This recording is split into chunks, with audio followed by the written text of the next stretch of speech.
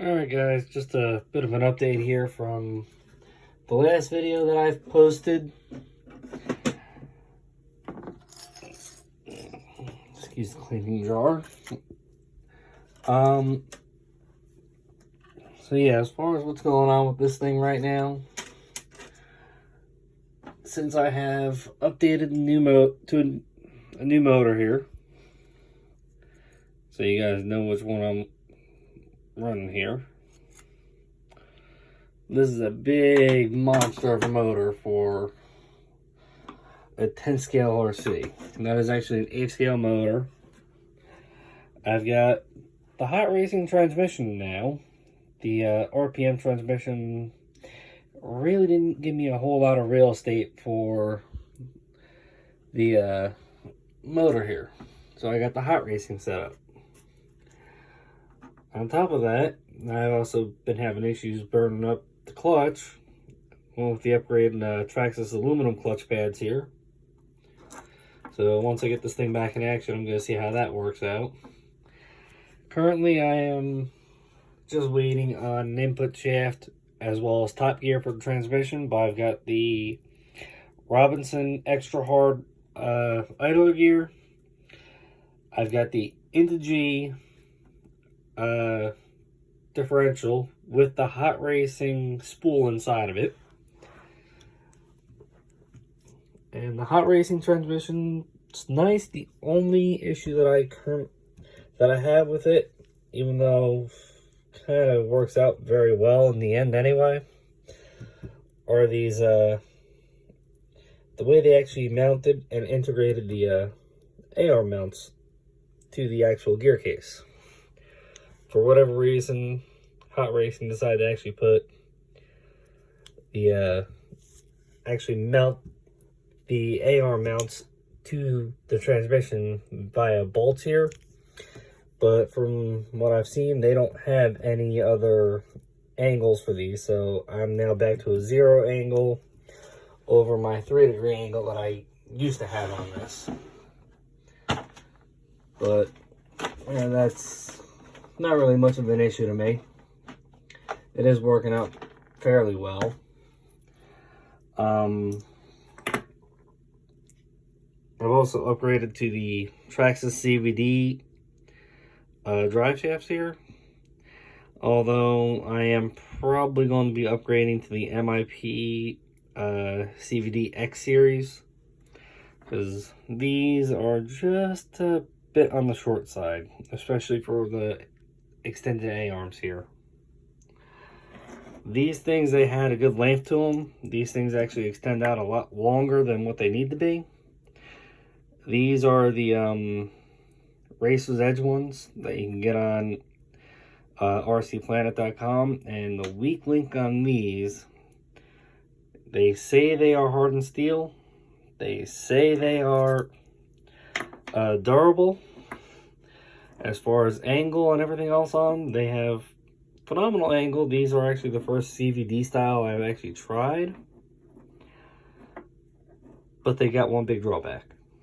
The spindles on these things are weak. Within like the first weekend I had them on, I actually had bent one of these spindles. So that's why I upgraded to this setup here. These I have yet to have been able to bend, but I've got a couple of things in mind as to what I'm going to do. One of them, maybe actually putting the XO1 shafts on this. And the XO1 shafts, from what I understand, the spindles are actually a lot larger, which may help with the oversized tires that I am running. I am actually running the Proline Badlands for the Stampede. See if I can get you a part number here. I'm running the Proline Badlands for the Stampede on this little slash here.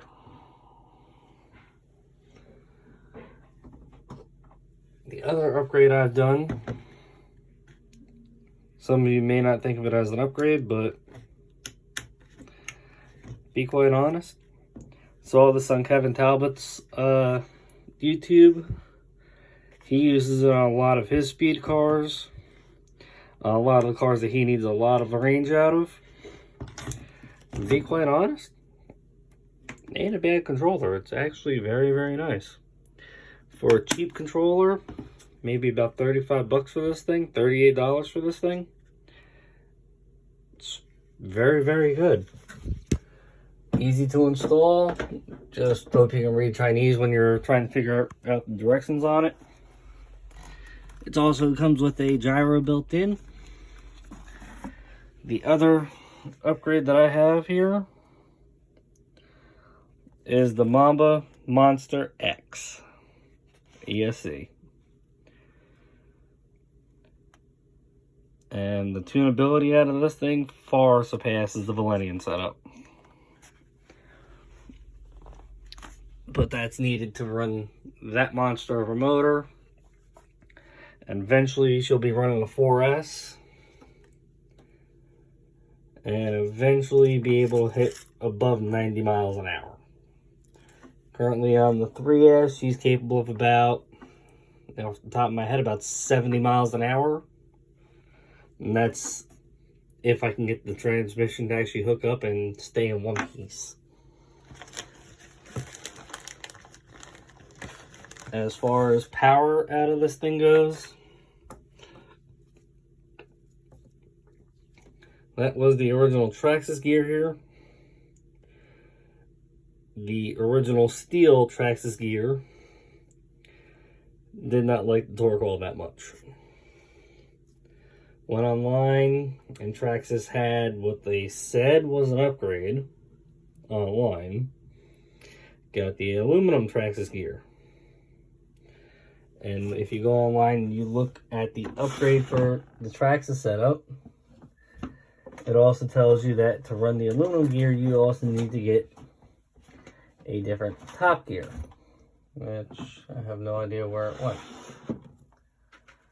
The upgraded top gear that's supposedly out there for the aluminum one,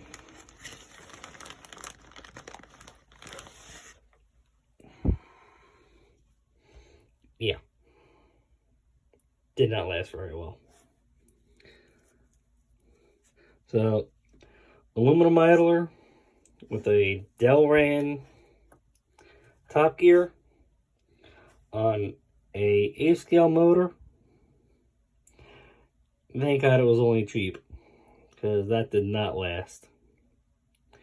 That blew apart within about 20 minutes.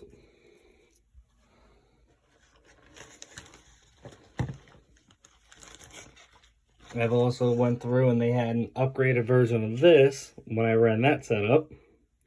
They had an upgraded version of the differential. And when the steel gear went the first time, it took this out. Not so bad on the way it took it out, but it still ate a gear, or ate a tooth. So, Traxxas claimed they had an upgrade. Well, when the steel, when it blew the last time, when it actually took out the actual input shaft, the idler gear was actually fine. The hardened steel idler gear, the extra hard one, was perfectly fine. It ate a couple of teeth on the upgraded differential, apparently. Which, between this one and the other one, I have no idea why this one even had an X on their website, which said it was next generation, next upgrade to it. Because there is absolutely no difference with this and the prior one. The prior model is still the same thing as this. So, I don't know what they meant by an upgrade, but that's going in my bin of blown up parts. Now, one thing I am actually looking at doing, and right now I'm just waiting on getting some extra money in to actually get it, is when I purchased the upgrade for the aluminum clutch material, I noticed in the package that I can actually get an upgraded larger to match with that over the smaller one here. So I found the part number and what I need to actually upgrade to a larger clutch, which in theory, being that it's got a larger diameter, should help with the clutch grabbing and actually help with this clutch actually biting in, so I don't have to lock it down and actually tighten this thing all the way down and actually basically eliminate the clutch. I still like to have the clutch action, just especially when this thing's landing and I've got throttle on it still. It's got a bit of give to it.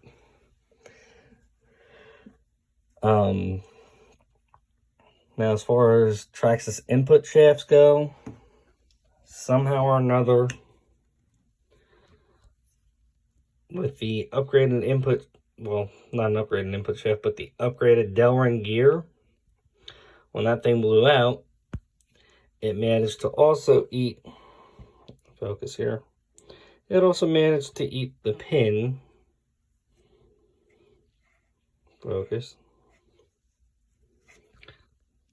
That pin should be slightly longer.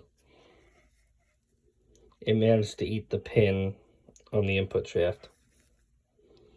This is the second input shaft I had for this. And when it went, somehow or another, that Delrin gear left mooring on this and managed to actually eat the pin.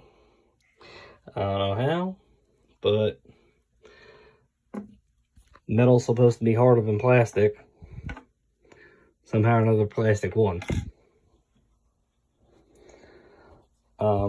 Well, I'm still waiting to come in the mail are my input shaft and top gear. If anybody has any ideas to where I can get or what I can do to upgrade that to a stronger setup, because, be quite honest, I think this can actually be upgraded.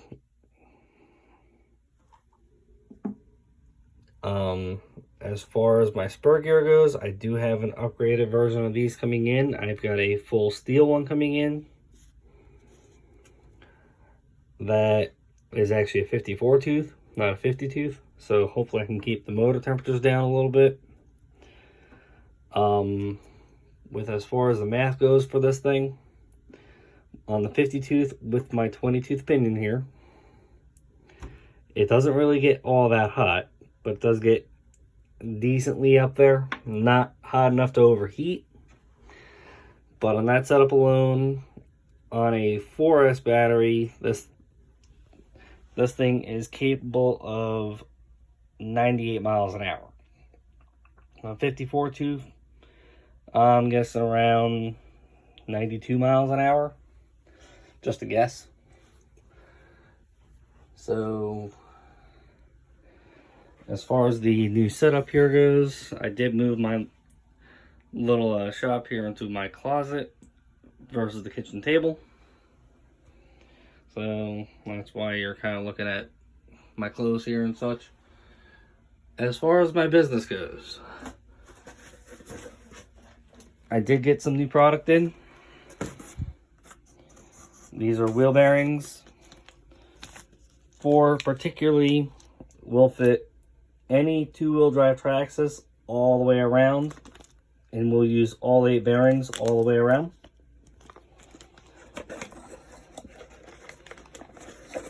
I didn't get to sell any of these yet, but I got hopes for them. These will fit multiple RCs. These are packs of 25 body pins.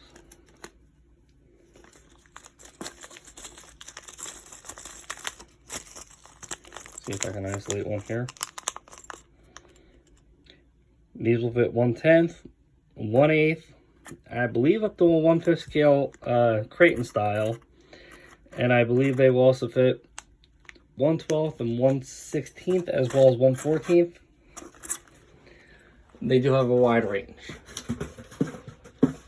So just to review the products there.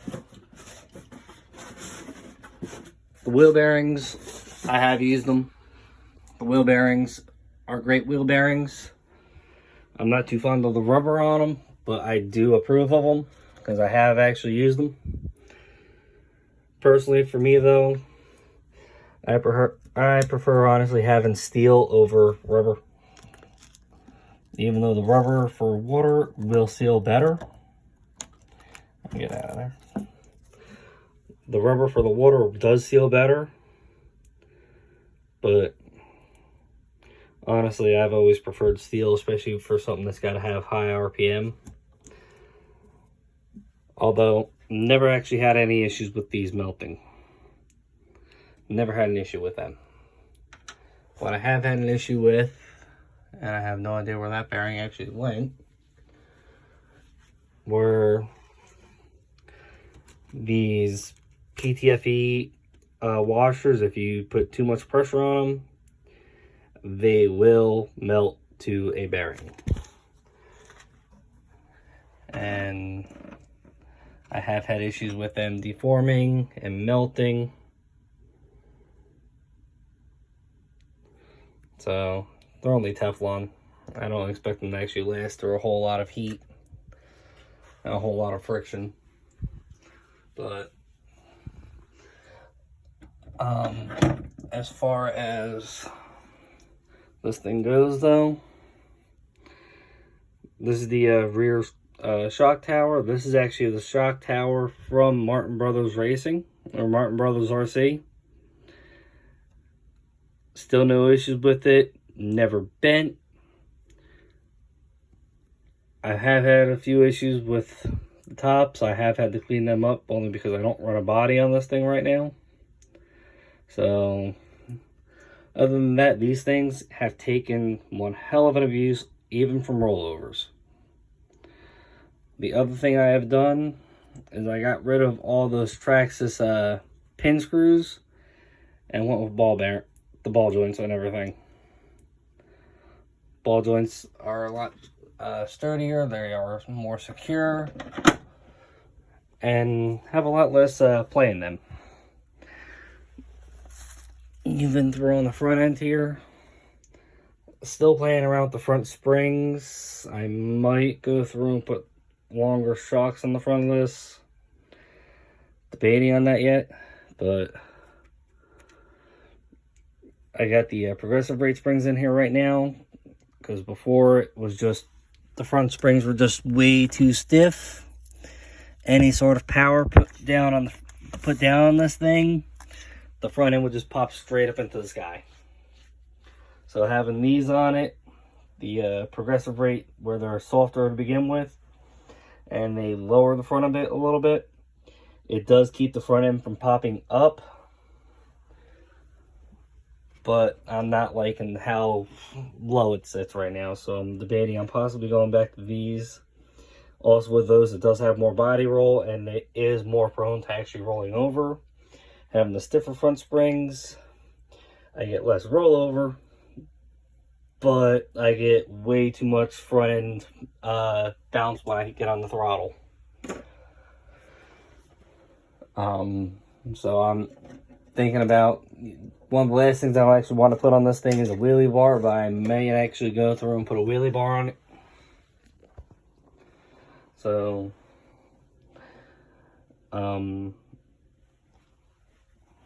yeah, as far as this thing goes, it's right now currently waiting on parts.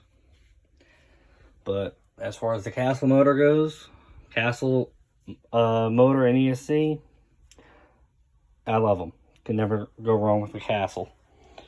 HotRacing transmission, other than the A-arm mounts, I like it.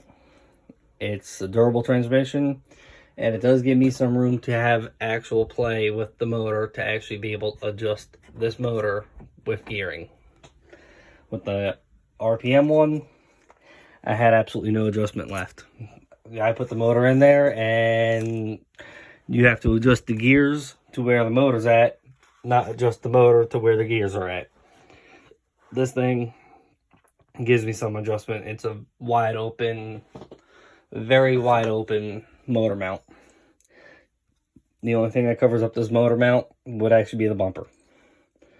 So the other problem I'm having is I need to find a bumper that'll fit in here a little bit better and actually give me a little bit more room to move this motor around because the factory bumper, not a whole lot of room.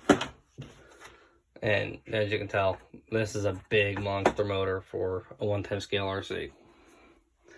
This is also a censored motor, so as you know, those have to be plugged in to the right spots on that ESC, or else you're going to burn this thing up. But massive motor connections, very, very tight connection. I am planning on putting a zip tie on this thing because this thing does keep popping off because it is stretched a little bit when I plug it in. So if I can find an extension harness for it, it does plug into this white connector right here. If I can find an extension harness for it, or if I can actually find longer wires, longer motor wires, I may turn it around to where this actually have a better connection to it and not all that strain on it. But if I flip it around, it's not going to look right as far as the wire routing. So I'm probably most likely going to keep it this way and just see if I can get an extension harness for this. This ESC does come with a built-in fan. I have yet to get this thing hot enough to where the fan even kicks in. As far as motor goes, I do plan on eventually getting the fans for this. Even just one fan on this should help it right now, because on the high-speed gear, it does get a little on the warm side.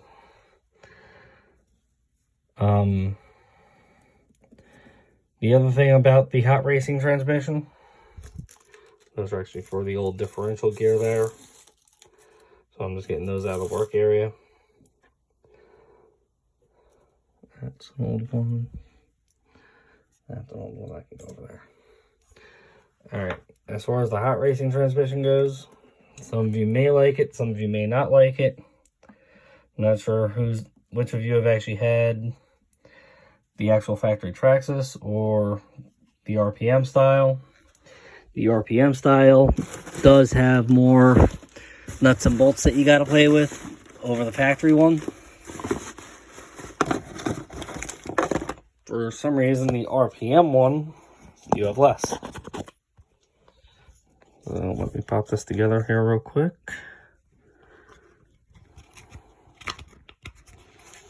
Alright, so when you get the HotRacing one all together, everything bolts in from the gear side. So all the screws go in from one side only on the HotRacing. So all your screws go in 1, 2, 3, 4, 5. You don't have anything down here. Your factory Traxxas one, you got 1, 2, 3, 4, 5 that actually hold this thing together. And then you've got possibly another one here. Yes, that's another one there that does hold that together. I haven't actually used this one in quite a long time. But I am not going to be selling it because I did actually manage to break it and had to repair it temporarily to get it to work. So that actually is a viable repair. All you need is baking soda and super glue, and you can actually make a solid plastic repair on any of your parts. A trick that I learned from working at a few shops. But yes, this is the factory Traxxas transmission. The other thing that you may have noticed about the HotRacing one, which was something that I actually did enjoy with the RPM one, the HotRacing one, you do have the hole in the bottom. Does make it easier for servicing. You just gotta pop this out of the car, and you can just add more grease as you need. Does kind of kill it in the fact that it does allow some dirt to get in unless if you can somehow seal it. So I've seen a lot of people use electrical tape on this. When I first got this actually did have electrical tape on the bottom, which I believe is actually the right way of actually sealing them up to actually keep dirt from getting in. But now, as far as the aluminum versus the composite transmission goes, the RPM one, I did manage to melt. Just slightly inside here, where the input shaft comes in, I did manage to melt the RPM one. Traxxas one, I never actually managed to melt it. But the RPM one, once you got that thing hot, once you started using it and it got hot and the motor got hot, that transmission melted easily. So I'm not sure if I had a defective one or whatnot. But as far as the aluminum transmission goes, this does take away a lot of heat from that motor. And not to mention, it's also got heat sinks on the top of it that do take away a lot more heat as well. HotRacing logo there. Each of them are separately mounted, so you can actually take those off and move them. Well, you can take them off if you don't like the look of them.